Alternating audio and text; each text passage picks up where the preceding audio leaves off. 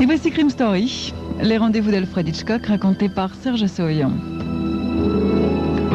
Aujourd'hui, Impasse au cerveau de William Link et Richard Levinson.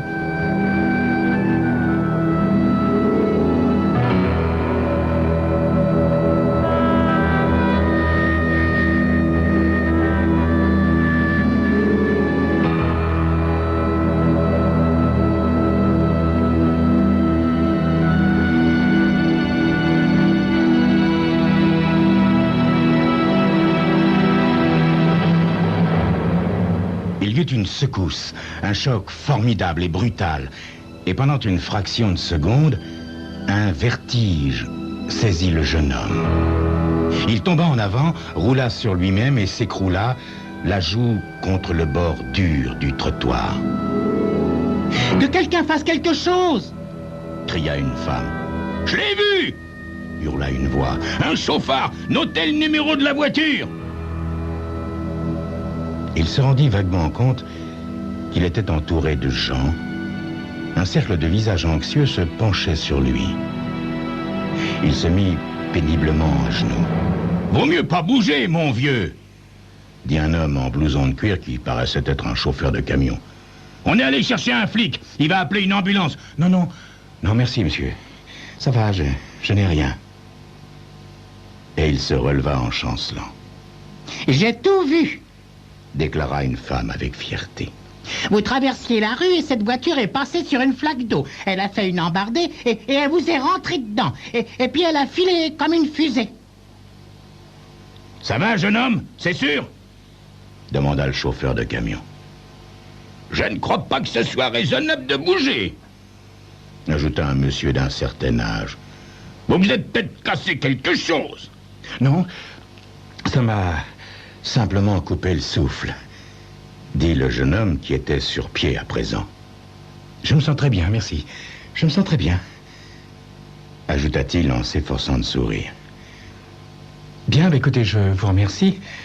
À présent, si vous voulez bien m'excuser, j'ai un rendez-vous. La foule s'écarta pour le laisser passer. Il la traversa à pas hésitants, mais il ne ressentait aucune souffrance indiquant une fracture ou même une foulure. Il avait une plaie à la tête et une coupure à la main. C'était tout. Quand il eut parcouru une centaine de mètres, il s'arrêta pour allumer une cigarette. « J'ai vraiment de la chance, » se dit-il. « Un chauffard me renverse avec sa voiture et je m'en tire sans dégâts. Il aurait pu me tuer. » Il se palpa de nouveau, puis songea qu'il devait se dépêcher pour arriver à l'heure à son rendez-vous. Mais quel rendez-vous? Brusquement, il s'aperçut qu'il ne savait plus qui il était. Il n'en avait pas la moindre idée. Il s'immobilisa, l'étant contre un accès de panique. Oui, enfin, quoi, il savait comment il s'appelait, bien sûr, on n'oublie pas son propre nom comme ça. Il s'appelait... Enfin, ça allait revenir. L'accident l'avait un peu secoué, le choc, sans doute. Une absence provisoire de mémoire. Il jeta sa cigarette et se remit à avancer tout en réfléchissant. Mais la mémoire ne lui revint pas. Il ne savait même plus quelle était cette rue, ni dans quelle ville il était. Il s'arrêta devant une vitrine de magasin pour étudier son reflet dans la glace. Il aperçut un visage banal, un visage qu'il avait dû voir tous les jours pendant près de 30 ans, mais qui lui était totalement étranger. « C'est absurde !» se dit-il. « C'est le genre d'histoire qu'on lit dans les journaux. » Enfin quoi, il avait traversé la rue et, par une cruauté du destin, une voiture en dérapant lui avait ôté la mémoire. Ça devait être ça, l'amnésie. Il ne savait plus qui il était, ni dans quelle ville il était. Il ne savait même plus quelle était sa profession. Était-il avocat, homme d'affaires, bureaucrate? Où habitait-il? Était-il pauvre ou riche, marié ou célibataire? Son portefeuille. Son portefeuille, il contiendrait des pièces d'identité. Le jeune homme plongea les mains dans ses poches et n'y trouva qu'un porte-clés, des cigarettes et de la petite monnaie. Rien d'autre. Enfin, ce n'était pas possible. Quel qu'il fût, il devait sûrement posséder un portefeuille. À moins qu'il ne lui fait tomber dans la confusion de l'accident. Mieux valait retourner sur les lieux pour essayer de le retrouver. Il revint sur ses pas, mais avant d'avoir atteint le coin de la rue, il se rendit compte qu'il s'était perdu. Voyons, avait-il tourné à droite ou à gauche? Il n'y avait aucun point de repère susceptible de le guider. Rien ne lui semblait familier. Rien non plus ne lui semblait étranger. Finalement, il s'arrêta, ne sachant quel parti prendre, et se remit fébrilement à fouiller dans ses poches. Dans celle du veston, rien. Dans celle du pantalon, rien. Dans les poches intérieures de sa veste, ses doigts frémissants touchèrent quelque chose qu'il se hâta d'extirper. Puis, abasourdi, il regarda fixement ce qu'il tenait dans sa main. C'était un billet de $1000. $1000 tout neuf, entouré d'une feuille de papier. Quelque chose était écrit sur le papier. Il le déplia et lut « Dr. Ralph Mannix, bureau médical, 23 Ouest, 86e rue. » Dr. Mannix. Dr. Mannix. Ce nom ne lui disait rien, ne faisait rien vibrer dans sa mémoire. Mais c'était la seule piste à suivre. Il marcha rapidement jusqu'au coin de la rue et regarda la plaque. Ouest, 79e rue.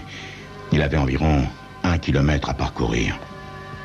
Il fourra le billet dans sa poche et se remit à marcher de plus en plus vite. Et bientôt, il prit le pas de course. Les gens le regardaient étonnés de cette hâte, mais il ne s'en souciait pas. Quand il arriva dans la salle d'attente, la réceptionniste était en train de taper à la machine. Elle termina une phrase, repoussa le chariot et leva les yeux. « En quoi puis-je vous être utile, monsieur ?» Hors d'haleine, il se tenait sur le pas de la porte et, à l'expression de la jeune femme, il prit conscience de son complet déchiré et de son front meurtri. « Le docteur Mannix est-il là ?» demanda-t-il. « Oui, monsieur, mais il va s'absenter pour la journée. Avez-vous un rendez-vous avec lui ?»« Je ne sais pas, mademoiselle. »« Je vous demande pardon, monsieur ?»« Je ne sais pas. Écoutez, appelez-le, c'est très important. »« Ah, je suis désolé, monsieur, mais il faut que vous me donniez votre nom. »« Mademoiselle, si je savais mon nom, je ne serais pas ici. » Elle l'observa un moment, puis, comprenant sans doute qu'il ne plaisantait pas, elle décrocha le téléphone et appela le médecin. « Docteur, un monsieur voudrait vous voir. » Quelques secondes plus tard, la porte s'ouvre et le docteur Mannix apparaît.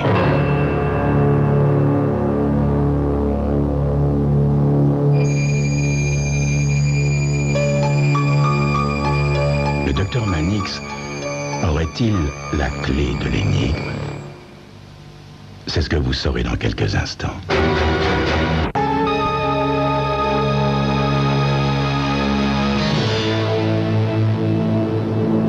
Le docteur Mannix était un homme âgé dont les cheveux grisonnaient aux tempes et dont les mains roses étaient piquées de taches de rousseur. Ses yeux, derrière les verres de ses lunettes, avaient une expression paisible. « Oui, monsieur ?» Le jeune homme traversa rapidement la pièce. « Docteur Mannix ?»« C'est moi, oui. »« Docteur, savez-vous qui je suis ?» La question posée, le jeune homme se sentit ridicule. « Je veux dire, m'avez-vous déjà vu ?» Le médecin parut perplexe. « Non, je ne crois pas, monsieur. Pourquoi? Vous êtes sûr, docteur? Absolument sûr, monsieur. Oh, vous avez une vilaine coupure à la tête. Il vaudrait mieux que je l'examine. Le jeune homme toucha sa tempe et retira une main tachée de sang. La blessure s'est ouverte, monsieur. Il faut la soigner. Entrez dans mon bureau, je vous prie. Le docteur désigna un fauteuil de cuir près de la fenêtre. Asseyez-vous, je reviens. Il disparut dans une alcôve sans cesser de parler. Mon infirmière est partie il y a quelques minutes. Nous allions fermer le cabinet jusqu'à demain. Le jeune homme se laissa tomber dans le fauteuil et se frotta les yeux. Il regarda les diplômes encadrés sur le mur, puis le crépuscule qui envahissait le ciel derrière la fenêtre. Il se sentait là, déprimé. Il avait la sensation de tomber dans le vide. Le docteur Mannix revint tenant une bouteille d'alcool et un morceau de coton à la main. Ça va piquer un peu, monsieur, mais ça cautérisera aussi. Il se pencha, nettoya la blessure et ajusta ses lunettes pour mieux l'examiner. Bon, inutile de faire des points de suture. Vous avez de la chance que ce ne soit pas plus profond. Il se dirigea vers une table en métal, ouvrit un tiroir, en sortit une compresse et du sparadrap. Je préférerais laisser la plaie à l'air, mais elle n'est pas très jolie à voir, alors... D'une main experte, il colla vigoureusement le pansement sur la blessure et recula d'un pas. Voilà, mon petit monsieur, le malheur est réparé. Le jeune homme passa sur le pansement un doigt hésitant. Je crois que j'en ai pris un bon coup, hein, docteur? Alors, racontez-moi, que vous est-il arrivé, jeune homme? Le jeune homme hésita un instant, puis il poussa un soupir. Oh, autant vous le dire, docteur, je ne me rappelle plus qui je suis. Le docteur Mannix l'observa un moment, puis reboucha la bouteille d'alcool et la posa sur la table en métal. Il contourna son bureau et s'assit sans dire un mot. Écoutez, docteur, je sais que ça peut paraître idiot, mais il y a environ 1 heure, j'ai été renversé par une voiture au moment où je traversais la rue. L'imbécile ne savait pas conduire, je suppose. Il a dérapé, m'a heurté, et puis il a filé comme un zèbre. Il ne s'est même pas arrêté pour voir s'il m'avait blessé. Est-ce que quelqu'un a relevé son numéro? Non, docteur, je ne peux pas. Les gens étaient trop émus, je suppose. Je suis tombé et tout ce dont je me souviens, c'est qu'il y avait foule autour de moi. Quelqu'un voulait appeler une ambulance et tout le monde me hurlait de ne pas bouger. Mais je me sentais pas mal, un peu abruti, mais rien de cassé. En tout cas, je me suis relevé et j'ai dit aux gens que je n'avais rien de grave et que je voulais m'en aller. Comprenez, la foule me rend nerveux. Soudain, la porte s'ouvrit et la réceptionniste apparut. Je pars, docteur, à moins que vous n'ayez besoin de moi. Non, non, non, je vous verrai demain, mademoiselle Sherman. Elle referma doucement la porte et le docteur Mannix prit sur son bureau un coupe-papier en argent qu'il se mit à balancer entre ses doigts, distraitement. Dites-moi, monsieur, avez-vous eu l'impression que votre tête heurtait le trottoir avec violence? Oh, docteur, tout s'est passé tellement vite. J'ai pas eu le temps de remarquer quoi que ce soit. J'ai commencé à traverser la rue et un instant plus tard, j'ai senti le choc brutal de la voiture contre moi. Oui. Et que s'est-il passé ensuite, monsieur? Le jeune homme expliqua qu'il s'était remis à marcher et qu'il avait éprouvé une sensation de panique en s'apercevant qu'il ne pouvait plus se rappeler son nom. Le médecin l'écouta attentivement et hocha la tête. Oui, une amnésie temporaire, sans aucun doute. Vous en êtes certain, docteur? À peu près, oui. L'amnésie temporaire est provoquée par un choc ou un coup violent. Le docteur se leva et prit le poignet du jeune homme tout en consultant sa montre. Oui, votre pouls est normal. Avez-vous la migraine, le vertige, des nausées? Non. Rien de tout cela, docteur. Ouais, il se peut que vous ayez été commotionné. C'est difficile à dire sans faire une radio et un examen complet. Allez. Le médecin regarda son visiteur. Mais dites-moi, comment se fait-il que vous soyez venu chez moi? Eh bien, c'est ça le côté bizarre de mon histoire, docteur. En fouillant dans mes poches, tout ce que j'y ai trouvé, c'est un billet de 1000 $. Et autour de ce billet, il y avait un morceau de papier portant votre nom et votre adresse. Mon nom et mon adresse? Fit le médecin, surpris. Oui, docteur. Alors, moi j'ai d'abord pensé que j'étais vous. Enfin, je veux dire que le docteur Mannix, c'était moi. Et puis, je me suis dit que vous pourriez sans doute m'apprendre qui j'étais. Sinon, pourquoi aurais-je eu votre nom dans ma poche? Alors, je suis venu ici. Alors ça, c'est très curieux, voyez-vous, monsieur. Je suis absolument certain de ne vous avoir jamais rencontré. Peut-être est-ce un de mes malades qui vous a donné mon nom et mon adresse, hein? Je ne sais pas, docteur. La question est de savoir ce que je vais faire à présent. Mannix réfléchit un moment. Il me semble que vous devriez prévenir la police, monsieur. Oui. Racontez-leur ce qui s'est passé. Demandez-leur de faire paraître votre photographie dans les journaux. Si vous avez des parents dans cette ville, ils verront la photo et viendront vous chercher. Je vais appeler la police et demander qu'elle envoie une voiture. Non, non. Non, docteur, non. Non, écoutez, je veux pas faire un drame de cette histoire. Tout ce que je veux, c'est retrouver mon nom. Je pensais que vous pourriez m'aider. Et la meilleure solution, c'est d'appeler la police, monsieur.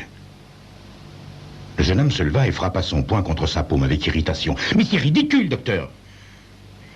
Vous savez, j'ai l'impression que je rêve. Un billet de 1000 $, une vraie fortune, dans ma poche, et plus de nom. Plus rien. Dites-moi, est-ce que la mémoire va me revenir? Vous savez, l'amnésie temporaire ne dure parfois quelques heures. Il arrive qu'un petit incident rétablisse le contact, pour ainsi dire, et que le cerveau se remette à fonctionner normalement. Mais on ne peut pas prévoir avec certitude, voyez-vous. Le seul moyen sûr, c'est un traitement médical approprié. Si vous vouliez me laisser téléphoner... Le jeune homme regardait fixement une photographie encadrée posée sur le bureau du docteur. Docteur, qui est-ce?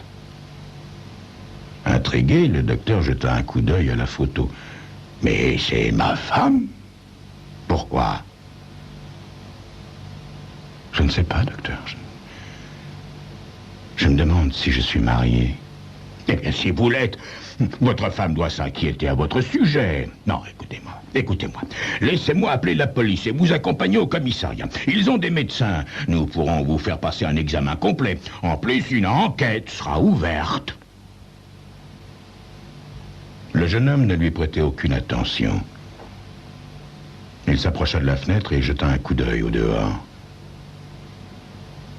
C'est invraisemblable. Invraisemblable, docteur. Écoutez, je suis navré de vous avoir dérangé. Je suppose que vous avez envie de rentrer chez vous.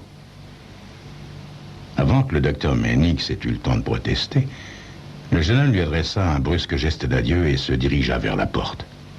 Je m'en sortirai, docteur, ne vous inquiétez pas. Je m'en sortirai.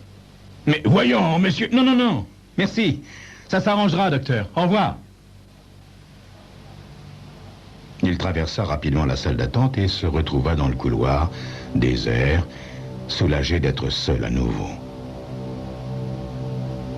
Il s'était senti mal à l'aise dans le cabinet du médecin, presque aussi mal à l'aise que lorsque, une heure auparavant, il gisait sur le dos entouré de visages curieux. En outre, sa blessure se réveillait et lui faisait mal. Il appuya sur le bouton de l'ascenseur et regarda la flèche indiquant les étages exécuter lentement un arc de cercle. Pour une raison inconnue, la photographie de la femme du médecin flottait devant ses yeux. Ce visage lui semblait terriblement familier. Et tout à coup, il se rappela qui il était. Les portes de l'ascenseur s'ouvrirent puis se refermèrent, mais le jeune homme ne bougea pas, émerveillé de sentir un flot de souvenirs envahir son cerveau. La mémoire lui était revenue tout entière. Il était redevenu lui-même. Et il se mit à rire en faisant demi-tour et en retournant vers le cabinet du médecin. Quand il y entra, le docteur Mannix éteignait les lumières. « Docteur! Ah, docteur, c'est stupéfiant, mais pendant que j'attendais l'ascenseur, ça s'est produit comme ça, brusquement. » Vous voulez dire que la mémoire vous est revenue? Oui, complètement, docteur, complètement. Je sais même pourquoi j'avais un billet de $1000 en poche.